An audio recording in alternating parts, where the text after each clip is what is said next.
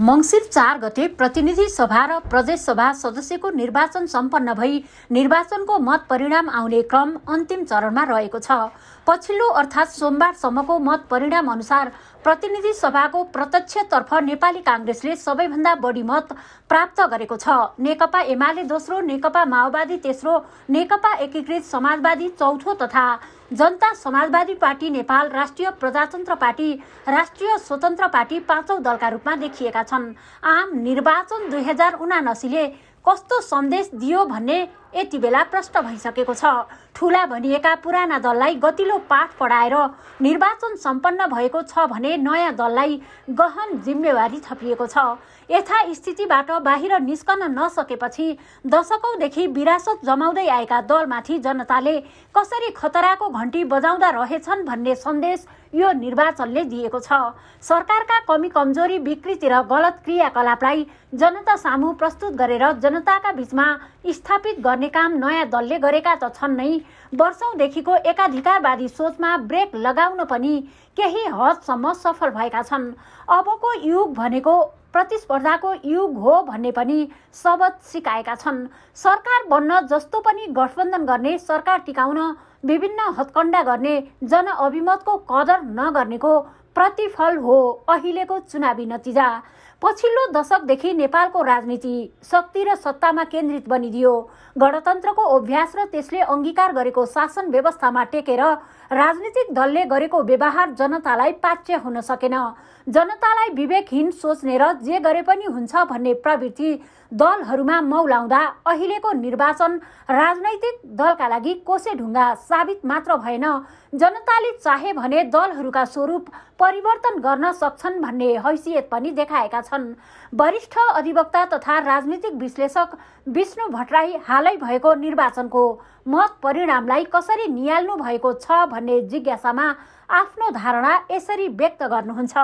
यो निर्वाचन मत परिणाम भन्दा पनि मत परिणाम त अझै आउन 1-2 दिन अझै लाग्ला हैन, तै पनि यसले आकलन गरिसक्यो नि त अब। त्यसैले अनि अहिले मत परिणाम भन्दा पनि मतदानको कुरा मैले पहिले तपाईलाई निवेदन गरौँ।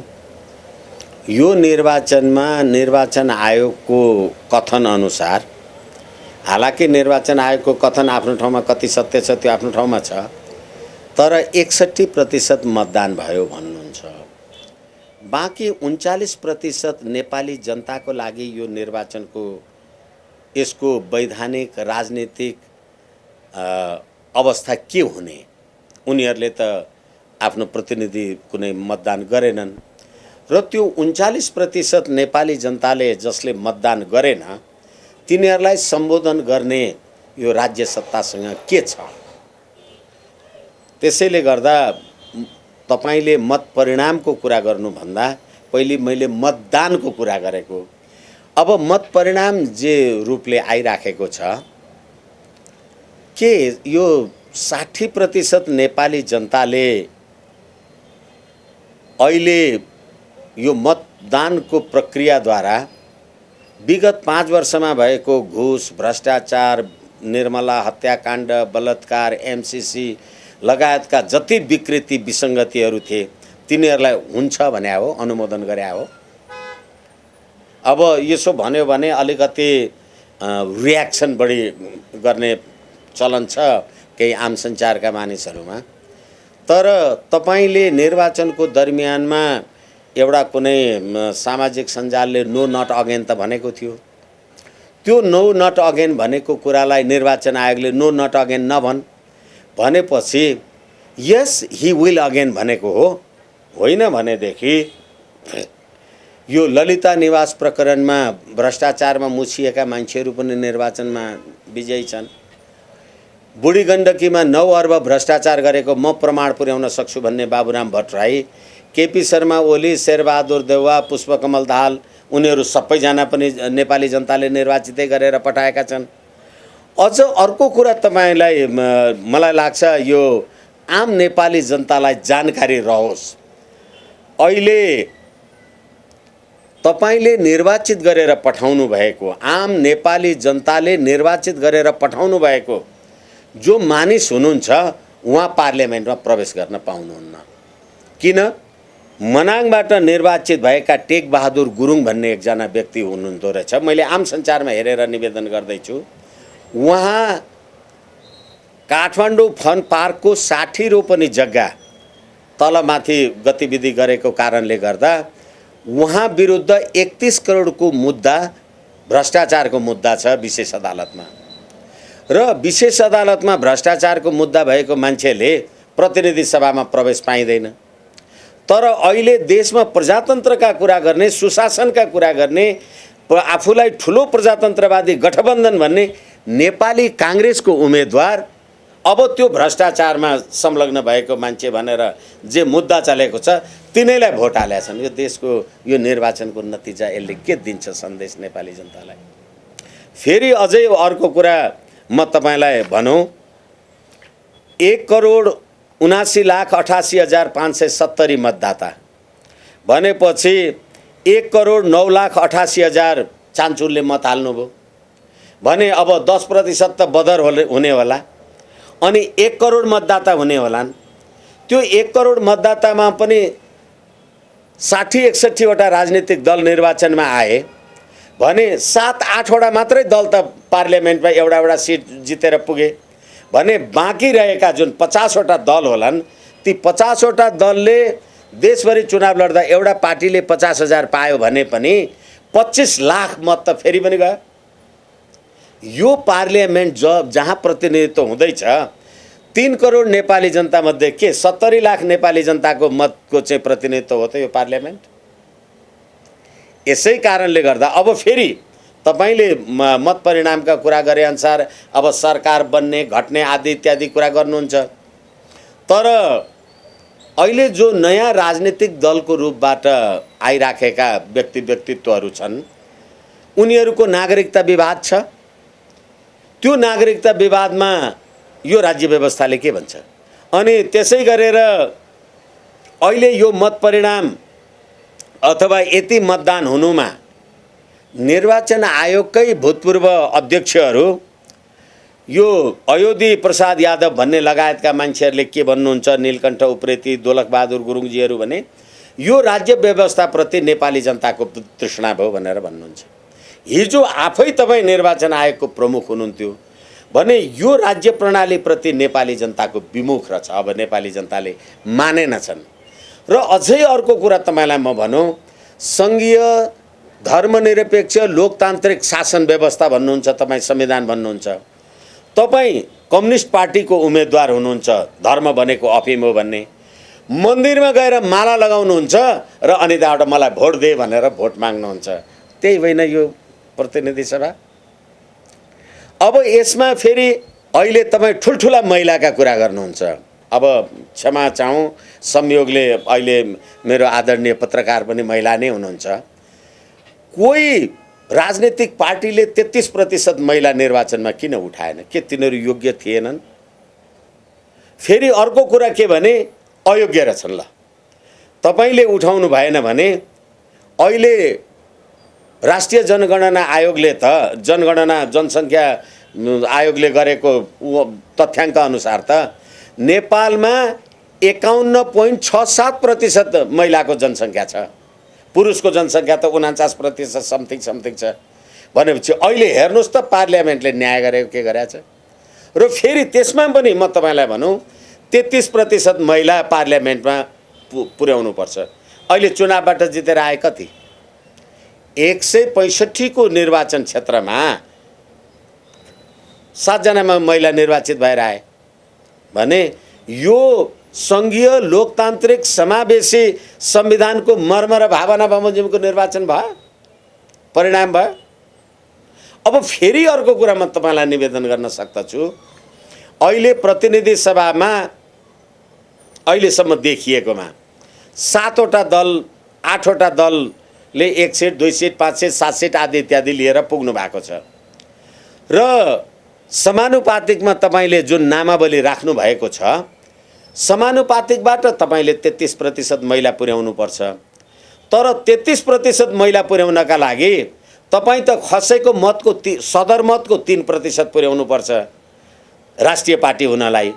तपाईँ जब राष्ट्रिय पार्टी हुनुहुन्न तपाईँले आफ्नो पार्टीबाट त्यहाँ समानुपातिकमा महिला पठाउन सक्नुहुन्न। र मैले समानुपातिकमा मान्नुहोस् मैले 20 लाख मत पाएँ र मैले पनि पठाउने 33% नै हो निर्वाचनबाट नआउँदाखेरि। अब तपाईँको पार्टीले त्यति के अरे 3% मात्रै पाएन र राष्ट्रिय पार्टी भएन भनेपछि तपाईँको पार्टीबाट 5 जना चाहिँ प्रत्यक्षमा चुनाव जिते, तर तपाईँले 3% मत नपाएको हुँदा तपाईँको त समानुपातिक आउँदैन भने चाहिँ अब फेरि त्यहाँ तपाईँले त्यो 33% कसरी पुर्याउनुहुन्छ? यस कारणले गर्दाखेरि यो राज्य व्यवस्थाको यो जे प्रणाली छ यो आफैमा यति दोषयुक्त देखिएको छ जसले गर्दा करोडौं नेपाली जनताको प्रतिनिधि सभाको निर्वाचनमा सहभागितै रहेन। नेपाली कांग्रेस माओवादी र एकीकृत समाजवादीको गठबन्धन नै यस चुनावको लागि अभिशाप बनेको कुरालाई नकार्न सकिन्न। संख्यात्मक रूपमा नेपाली कांग्रेस संसदीय गणतन्त्रमा केही उकेसो लागे पनि गठबन्धनको मर्मले अबको राजनीति नेपालको पुरातनवादी सोच बोकेका राजनैतिक दलमा मात्र सीमित छैन भन्ने कुरा पनि प्रमाणित गरिदिएको छ। त्यसो त संसदमा प्रवेश गरेका सबै दलका सामु अब एउटा ठूलै चुनौती उत्पन्न हुने संकेत देखा परेको छ। कसैको स्पष्ट बहुमत नहुँदा कुन दलको नेतृत्वमा सरकार गठन गर्ने भन्ने नै कठिन विषय हो। कांग्रेस र एमाले दुवैले आफ्नो नेतृत्वमा सरकार बनाउन प्रयास गर्ने निश्चित नै छ। गलत व्यक्तिलाई प्रधानमन्त्रीमा समर्थन जनाए भने पनि नयाँ दलले अहिले प्राप्त गरेको विश्वास नगुमाउलान् भन्न सकिन्न। जनताले नयाँ दललाई त्यत्तिकै विश्वास गरेका होइनन्। देश विकास, आर्थिक समृद्धि र युवालाई रोजगारको अपेक्षा आम जनताको छ। अहिलेको चुनाव मार्फत जनताले आफ्नो असन्तुष्टि प्रस्फुटन गरेका मात्र हुन्। राष्ट्रिय स्वतन्त्र पार्टीको जबरजस्त उदय, नागरिक उन्मुक्ति पार्टी र स्वतन्त्र उम्मेद्वारको विजयले पनि अबका पुराना र राजनैतिक दलहरू कि त सच्चिन सक्नु पर्दछ, होइन भने जनताबाट तिरस्कृत हुँदै जानेमा कुनै आशंका छैन। राजनीतिका नाममा गरिएका तिग्डम अब जनतालाई सह्य छैन भन्ने कुरा स्थानीय तहमा बालेन हर्क गोपालको उदयले पनि नबिउजेका नेपालका राजनैतिक दलहरूलाई राष्ट्रिय स्वतन्त्र पार्टीको जबरजस्त उदय, स्वतन्त्र व्यक्तिको जितले पक्कै पनि झस्काएको हुनुपर्दछ। त्यसो भए अब देश कतातिर मोडिएला त? वरिष्ठ अधिवक्ता तथा राजनीतिक विश्लेषक विष्णु भट्टराईको बुझाइ। अब देश चाहिँ तपाईँ हाम्रो ठेगानले मोडिने होइन रहेछ। म फेरि पनि तपाईँलाई क्षमा चाहूँ र मलाई थाहा छ म आम सञ्चारसँग कुरा गरिराखेको छु र यो मेरो कुरा सुनेर आम नेपाली जनतालाई आक्रोश पैदा होस् भन्ने चाहन्छु। मलाई जय जिन्दाबाद भन्ने चाहन्न। म हाम्रो नेपालमा प्रतिनिधि सभाको निर्वाचन भएको मत परिणाम आइसकेका छैन। तपाईहरू आम सञ्चारको मान्छे अहिले सरकार बनाउने कुरामा हिजै भारतीय राजदूत नवीन श्रीवास्तवले प्रधानमन्त्रीजीलाई भेट्नुभयो अनि उहाँले पुष्पकमल दाहालजीलाई भेट्नुभयो।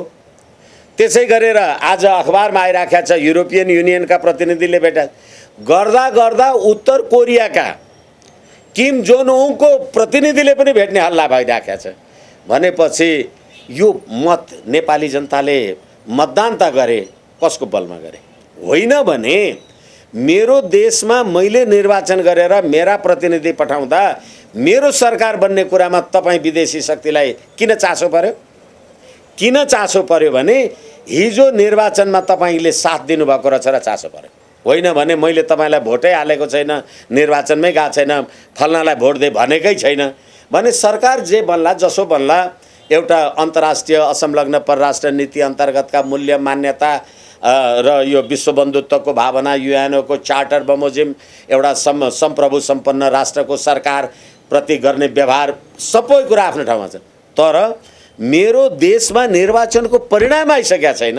राजदूतहरू हरेकका पछि पछि लागेका छन् भनेपछि यी जोसुकै आउन् यो नेपाली शक्तिको बलमा आउँछन् कि कहाँबाट आउँछन् होला?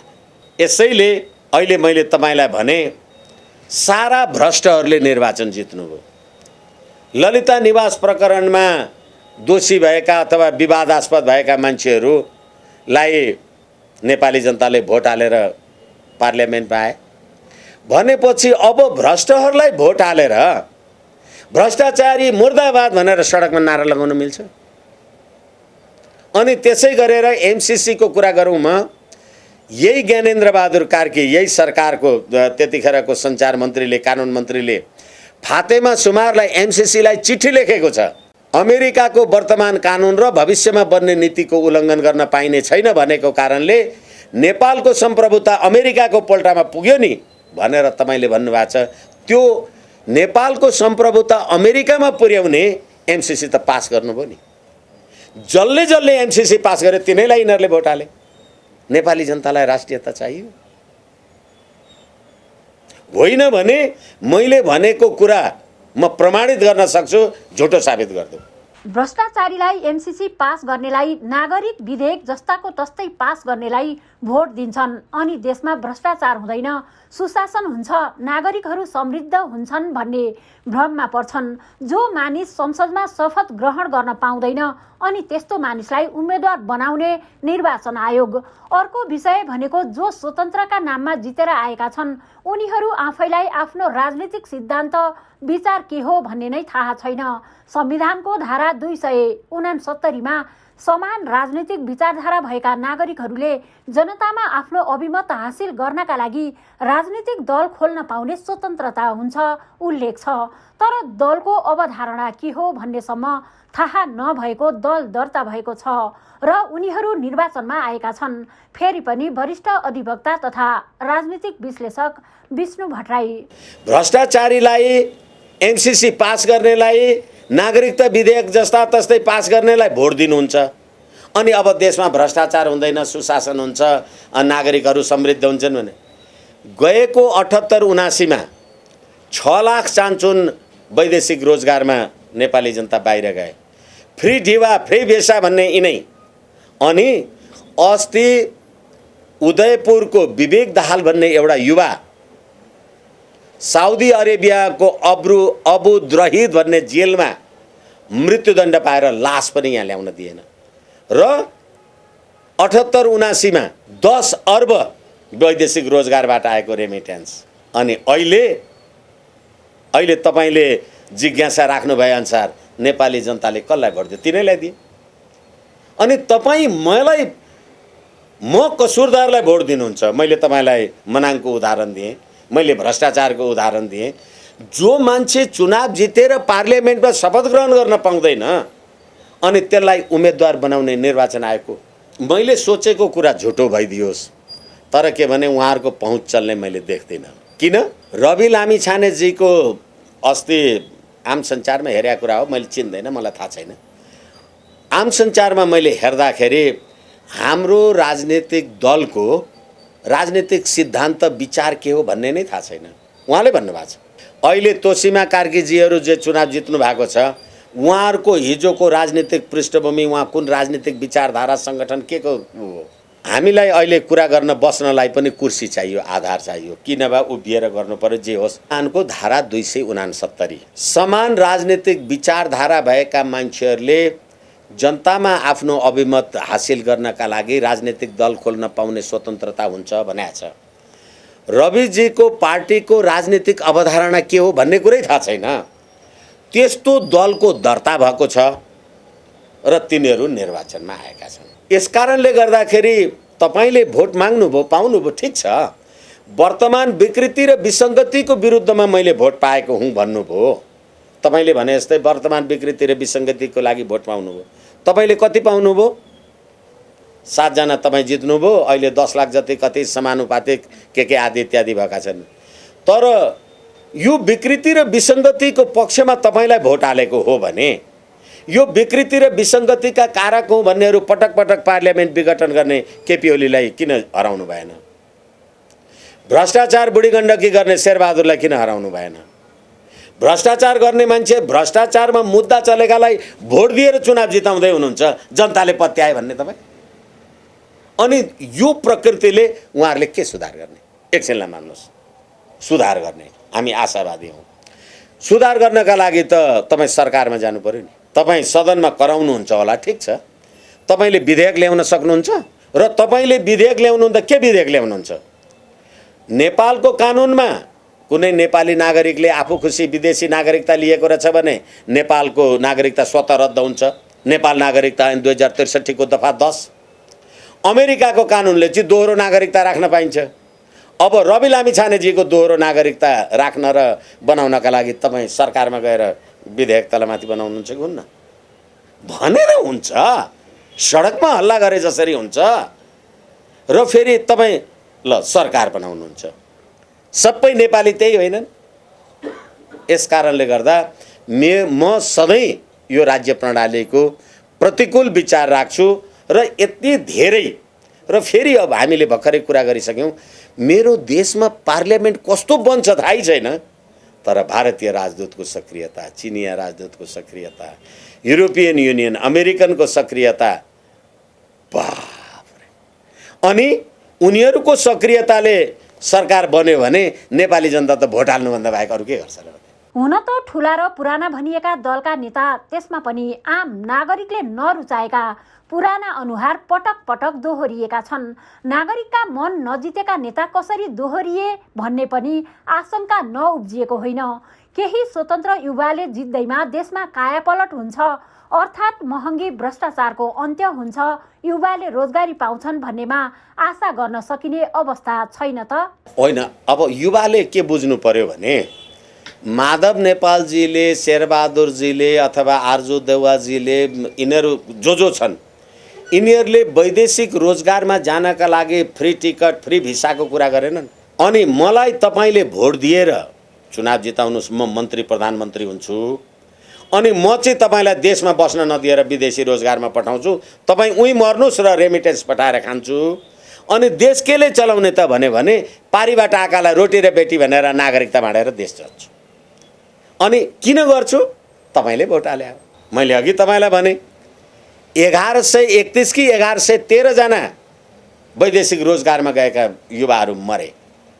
अनि नेपाली युवालाई विदेश बेच्छु भन्नेलाई भोट हाल्ने, अनि ती युवाले देश बनाउँछु भन्ने। म त नेपाली युवाहरूका लागि देशमा रोजगारी सिर्जना गर्छु, यो गतिविधिहरू यो भयो भने हेलिकप्टर चढेर नआउनेलाई भोट दिने भन्ने होइन। आर्जु देउवा, हेलिकप्टर चढ्नुहोस् न, कतिवटा चढ्नु हुँदो रहेछ अब युवाहरू। अब म तपाईँलाई उदाहरणका साथ भन्न सक्छु, केही समय अगाडि नेकपा माओवादीको वर्षमान पुनले आम सञ्चारमा भने नेताहरू कहाँ भ्रष्ट हुन्, पैसा नदिकन जनतै भोट हाल्दैनन्, जनता पो भ्रष्ट हुन् भन्थे। अहिले त्यही भ्रष्टलाई भोट दिएर पठाएछन्। अनि जनतालाई बाँड्ने पैसा चाहिँ कहाँबाट आएको छ? नेपाली जनताले त दिएनन् होला। कहाँबाट आएको छ?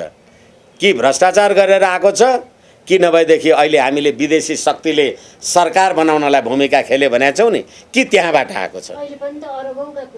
हो, त्यसैले त्यो अरबौँको सम्पत्ति एकछिनलाई मान्नुहोस् न, तपाईँ हामी एउटा म कानुन व्यवसायी होला, तपाईँ एउटा आम सञ्चारको मान्छे होला, हाम्रो जे जति दैनिकी छ कमाउने खाने, कहाँबाट आउँछ त्यो साधन स्रोत शक्ति सम्पत्ति, त्यो अयस? यस कारणले गर्दाखेरि यो यति भ्रष्टहरूलाई नै तपाईँले निर्वाचित गर्नुभएको छ। ठिक छ, तपाईँलाई पैसा दिए होला, तर तपाईँलाई मैले पैसा चाहिँ दिएँ भनेपछि तपाईँ बुथमा जाँदा त म तपाईँलाई पछि त गएको छैन नि। तपाईँले अर्को भ्रष्ट नभएको मान्छेलाई चाप हान्नु नि त, किन हाले त? अनि तपाईँ कसुर गर्नुहुन्छ, मैले गाली गाने? तपाईँ भ्रष्टलाई भोट हाल्ने अनि तपाईँ भ्रष्टाचारी मुर्दाबाद भन्ने? अहिलेको जे स्थिति छ त्योभन्दा अझ तरल, किनभने गएको पार्लियामेन्टमा कसै न कसैको बहुमत थियो, बिचमा गठन विघटन जे छ। अब फेरि लामो कुरा हुन्छ, हाम्रो समयको सीमितता छ, त्यो कुरा मलाई थाहा छ।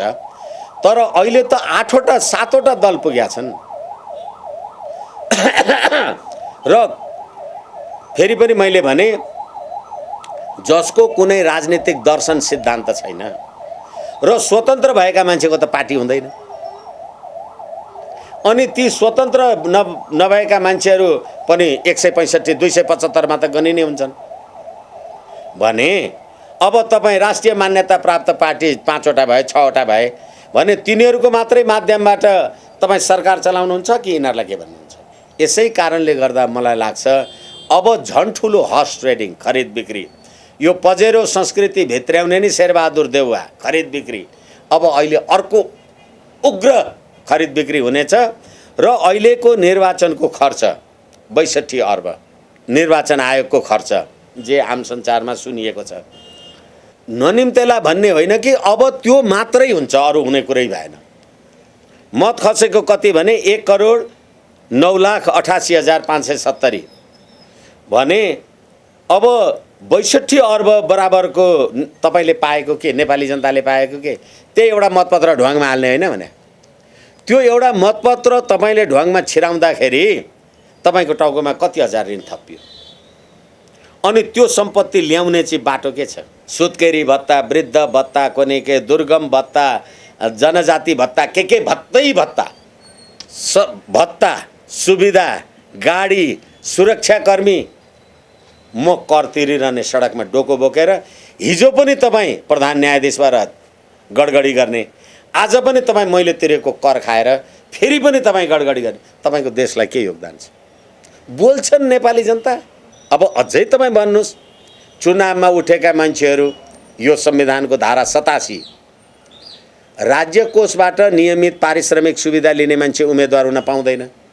हेर्नुहोस् त, पुलिसका भूतपूर्व एआइजी आइजीहरू उभाएको, जसले महिनावारी पेन्सन लिन्छन्। त्यो पेन्सन त तपाईँले तिरेको कर हो नि बाबा। तपाईँले तिरेको कर खाएर अनि म एउटा पार्टीको झोले हो नि। त्यसैले मैले सुरुमा विनम्रताका साथ निवेदन गरेँ, यो राज्य प्रणाली र यो प्रतिनिधि सभा, यसबाट मलाई लाग्छ नेपाली जनताको सुख शान्ति समृद्धि उन्नति असम्भव।